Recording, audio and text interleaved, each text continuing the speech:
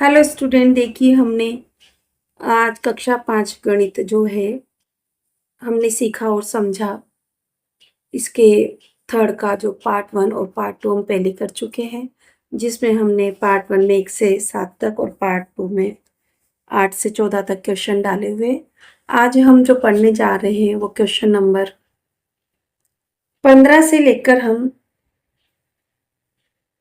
यहाँ पर जो है 29 तक के पूरे क्वेश्चन आंसर्स कंप्लीट करेंगे। तो देखो बच्चों, यहाँ पर 29 नहीं, हम 30 तक कंप्लीट करेंगे। ठीक है, चलो शुरू करते हैं।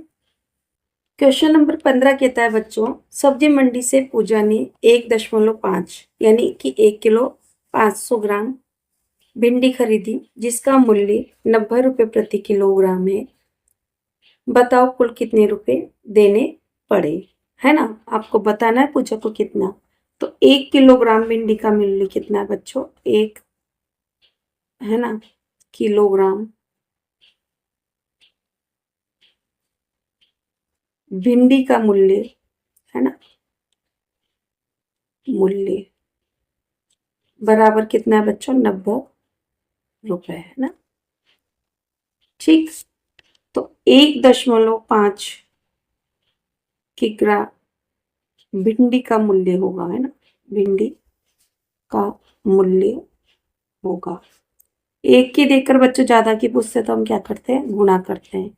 तो 90 को गुणा करो आप 1.5 से। तो बच्चों इसको गुणा करना आपको आना ही चाहिए। कैसे करना है? देखो, पहले तो जो मैं जिस तरह से सिखा रही हूँ, दशमलव हटाना और लगाना आपको आना चाहिए। इससे सवाल आपके इजी होंगे, आने वाली प्रश्नावलियों के लिए आपको इजी होंगे, है ना। सामान्यतः तो आप क्या करोगे? 1 किलो का 90 और 90 का आधा कर लो, 45 रुपये हो गया आधा किलो के, और दोनों को जोड़ लो तो आपको होगी कि 135 रुपये होंगे। बिल्कुल आप ऐसा कर सकते हैं, पर यहाँ जो मैं बता रही हूँ ना, वो सीख जाओगे तो आपको आगे आने वाले जो सवाल है ना, वो आसान हो जाएंगे। कैसे? इसका दशमलव हटाओ, है ना। तो यहाँ जहाँ दशमलव 1 1 लगा दो और पीछे 1 अंक तो 0। ठीक है, 1 0 से 0 काट दो। अब क्या बचा आपके पास? 9 गुणा 15, 15 का पहाड़ा आप कितनी बार बोलोगे?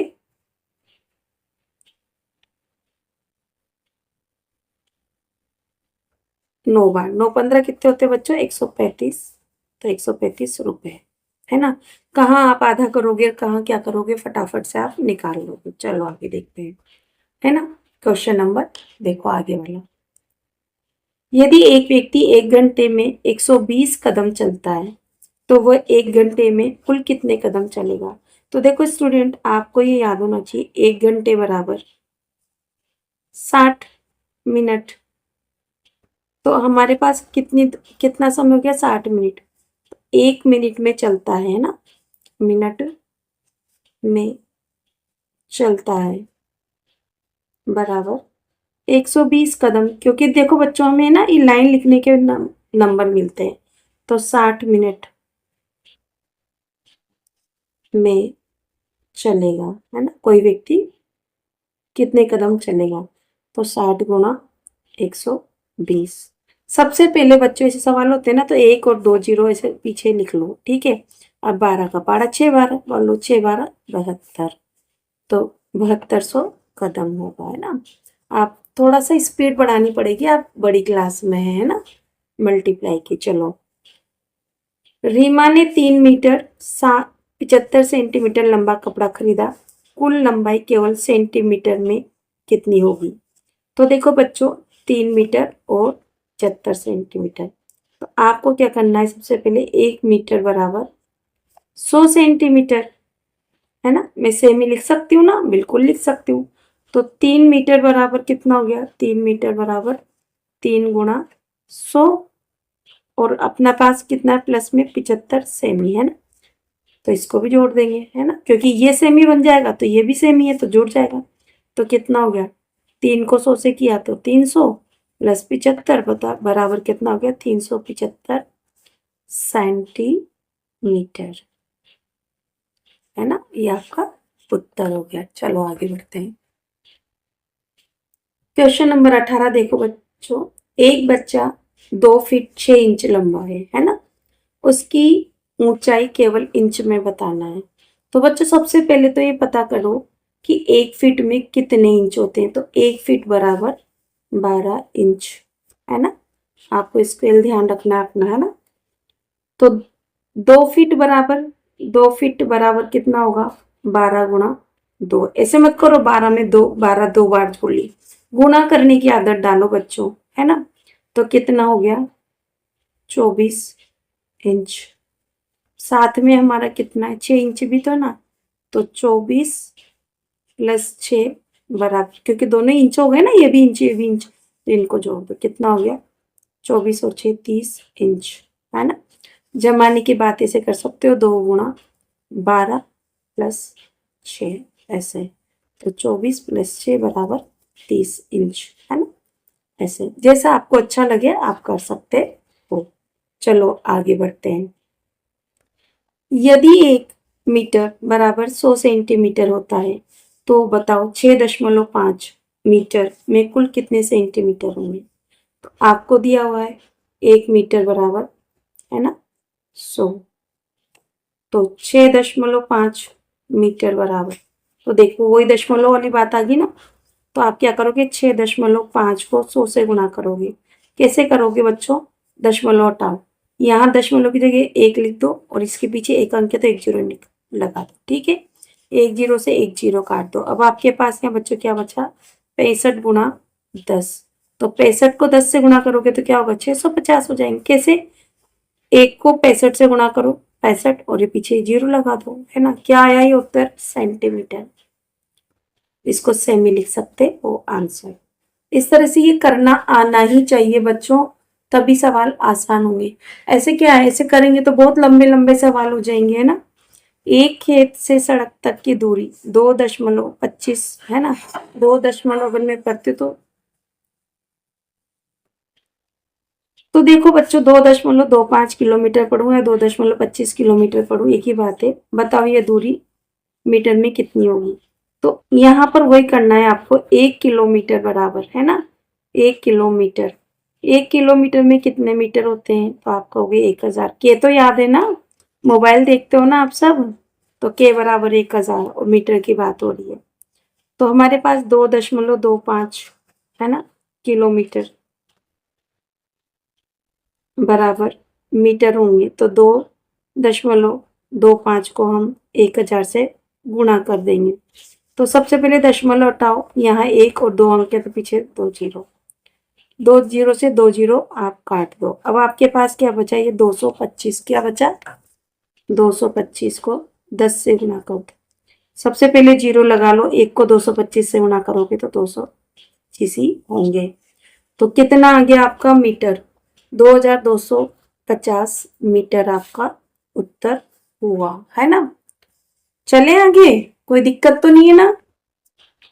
यदि एक स्केल की लंबाई 30 सेंटीमीटर है तो 5 स्केल, ये 5 है बच्चों, है ना, 5 स्केल की कुल लंबाई मिलीलीटर में बताओ, मिलीलीटर। तो सेंटीमीटर और मिलीमीटर का संबंध आपको याद होना चाहिए। तो 1 सेमी में, है ना, 1 सेमी में, 1 मिनट बच्चों, देखो बच्चों यहाँ पर मीटर है। आप कह रहे थे, सोच रहे होंगे ना मैम बार बार क्यों अटक रही, इसलिए अटक रही थी। 1 सेमी बराबर 10 मिलीमीटर, है ना, होते हैं। यानी कि 1 cm = 10 mm, है ना, ऐसे लिखते हैं ना शॉर्ट में। तो हमारे पास कितना है, 30 सेंटीमीटर है। तो 30 सेमी बराबर 30 × 10, चलो करो, 2 जीरो है इसमें निकाल लो, 1 को 3 से किया 3, तो कितना हो गया, 300 मिलीमीटर, है ना, ठीक है। चलो जिसको हम क्या लिखते हैं, mm, मिलीमीटर, है ना। तो ये आपका उत्तर हो गया। आगे बढ़े, चलो देखो बच्चों, अर्जुन ने 7 सेंटीमीटर लंबी लकड़ी को 10 बराबर टुकड़ों में बांट दिया। प्रत्येक टुकड़ा कितने मिलीमीटर, है ना। पहली चीज ये लिख लेते हैं अपन, लंबा होगा। मतलब हमसे ये पूछा गया है कि सेंटीमीटर को मिलीमीटर में बदलो पहले तो, है ना। तो हम पहले अभी जो किया था वही करेंगे। 1 सेंटीमीटर बराबर, है ना, सेंटीमीटर बराबर 10 मिलीमीटर, है ना। तो हमारे पास कितना, 7 सेंटीमीटर बराबर मीटर बराबर 7 गुणा 10 बराबर 70 मिलीमीटर, है ना। ये हो गया।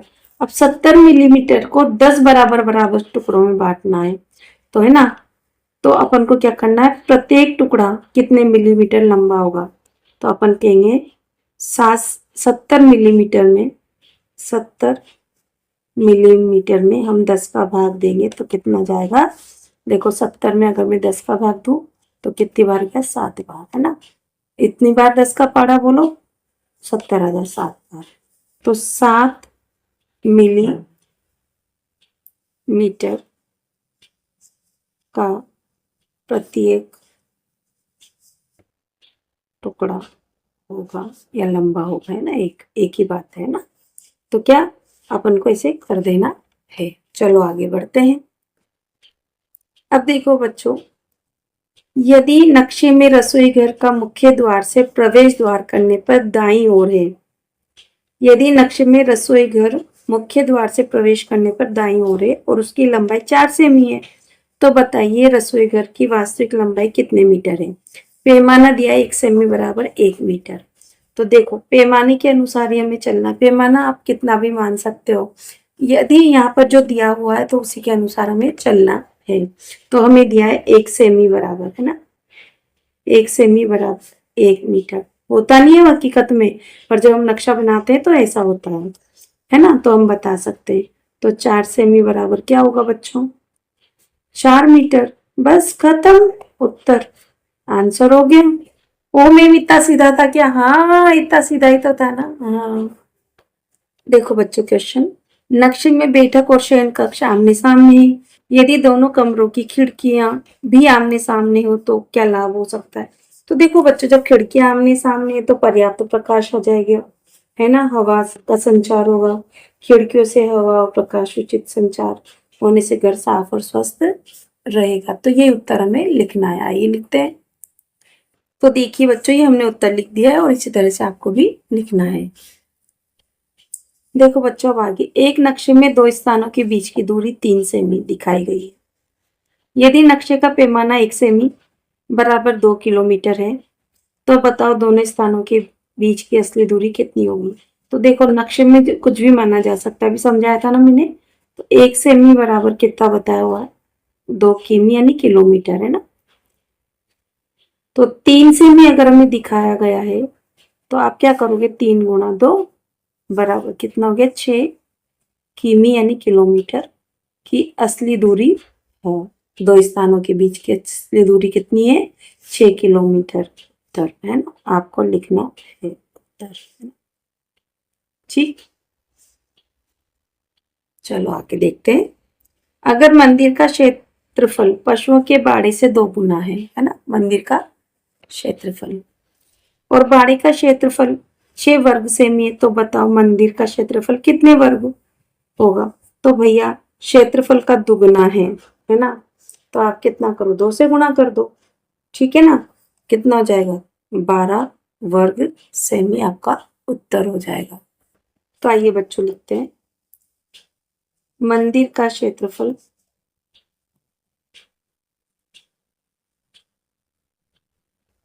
बराबर 2 गुना किससे है, बाड़े के क्षेत्रफल से। बाड़े का क्षेत्रफल कितना है बच्चों, 6 वर्ग सेमी। तो मंदिर का कुल क्षेत्रफल होगा बराबर 6 गुणा 2 बराबर 12 वर्ग सेमी, है ना। ठीक, अगर मंदिर इतना सा है तो इसका जस्ट, अगर हाँ मंदिर कितना हो जाएगा, इतना बड़ा। अगर बाड़ा इतना सा है तो मंदिर उसका बड़ा हो जाएगा, है, ऐसे बताना है। ठीक, चलो आगे। आपके विद्यालय का नक्शा बनाओ जिसमें प्रार्थना सभा, स्थल, पुस्तकालय, कार्यालय, रसोई घर और 3 कक्षा कक्ष दिखाएं। तो ये आप खुद बनाओगे। इसे एक बड़ा सा बना लेना और उसमें डिब्बे डिब्बे के रूप में सब दिखा देना, है ना। तो आप बता देना विद्यालय का नक्शा, जैसे प्रार्थना सभा हमारी इतनी बड़ी है, कितने 3 कमरे हैं, तो 1 2 3 कमरे दिखा देना, बता दिया। ये गैलरी आ जाएगी इस तरह से, है ना। ये प्रार्थना सभा हमारी इतनी बड़ी बना देना। आपकी मर्जी है आप कहाँ क्या चीज दिखाना चाहते हो, ठीक है। आपने रसोई घर शुरू सोचा होगा किधर बना देते, तो बना दो यहाँ छोटी सी रसोई, है ना, है ना। तो ये आपका हो गया। यहाँ पर आप इधर पुस्तकालय वगैरह बना सकते हो, है ना, कार्यालय बना सकते हो, ठीक है ना। यहाँ से आप प्रवेश द्वार दे सकते हो, ये आपकी इच्छा है, आप कैसे देना चाहते हो और लिख दो उसको, ठीक है। कोई रास्ता सीधे उत्तर की ओर जाता है, यदि तुम दाईं ओर मुड़ते हो तो किस दिशा में जाओगे। तो नक्शा ऐसे बनता है ना, सबसे ऊपर क्या होता है उत्तर, जिसको हम क्या कहते हैं नॉर्थ। नीचे क्या होता है दक्षिण, जिसे हम क्या कहते हैं एस, है ना, साउथ। इस तरफ दाईं तरफ हमारा क्या होता है पूर्व, यानी कि ईस्ट, है ना। और इधर क्या होता है पश्चिम। इसको किसे डब्ल्यू से बताते हैं। तो सबसे कोई रास्ता सीधे उत्तर की ओर गया, फिर उत्तर से ये दाईं तरफ होता है दायां, और ये बायां, है ना, ये वाला, ये बायां। तो ये दाईं तरफ मुड़ोगे तो आप कौन सी दिशा में आगे, पूर्व में। तो उत्तर क्या हो गया बच्चों, पूर्व दिशा में जाओगे, पूर्व दिशा, है ना। कितना इजी सा था, पर बताना तो ऐसा ही पड़ेगा ना, ठीक है। चलो आगे बढ़ते हैं। देखो बच्चों, नक्शा बनाते समय किन किन बातों का ध्यान रखना चाहिए। तो बच्चों में नक्शा बनाते समय जमीन का आकार, परिवार की जरूरतें, अपना बजट, और जो भी आपने स्थान जहाँ पर हम घर बना रहे हैं ना, वहाँ क्या क्या नियम है उसका ध्यान रखना चाहिए हम सबको। फिर नक्शा बनाते समय रसोई घर, कमरा, बाथरूम, बालकनी, पार्किंग आदि सभी जगह का जो आकार होता है ना, वो हमें तय करना होता है। तो बस इतनी सी तो बात, बस इतना सा उत्तर, हाँ इतना सा ही तो उत्तर है, बस इसे लिख दो। आइए लिखते हैं इसको। तो देखिए बच्चों, मैंने ये आंसर आपका जो बोला था वो लिख दिया है, आप अपनी डायरी में लिख लो, अपनी कॉपी में लिख लो। आइए दूसरा देखते हैं। यदि मुख्य भवन में 3 खिड़कियां और 2 दरवाजे हैं तो कुल कितने रास्ते बाहर जाने के होंगे। तो भैया जो दरवाजे से तो बाहर जाते हैं, खिड़कियों से थोड़ी ना बाहर जाते हैं। तो 2 दरवाजे तो 2 ही रास्ते हैं, बस इसी बात को लिख देते हैं। आइए लिखते हैं। तो देखिए बच्चों, ये हमने पूरा कर दिया है और मिलते हैं नेक्स्ट वीडियो में। तब तक के लिए बाय। एक तारा कक्षा 5 गणित पढ़ते रहिए और अपना स्कोर अच्छा करते रहिए। Thank you for watching my channel.